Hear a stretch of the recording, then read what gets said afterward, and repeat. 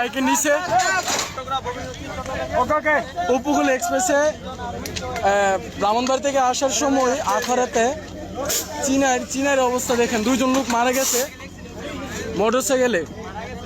তো প্রায় চীনারের কাছে অ্যাক্সিডেন্টটা হয়েছে, প্রায় 1 কিলো মতন দূরে ট্রেন থামায় এবং ট্রেনের সাথে বাইকটা পাওয়া গেছে।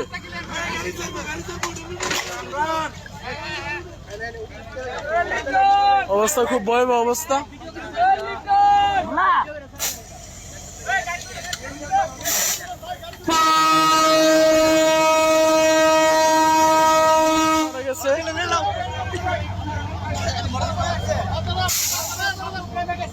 মানুষ মারা নাই।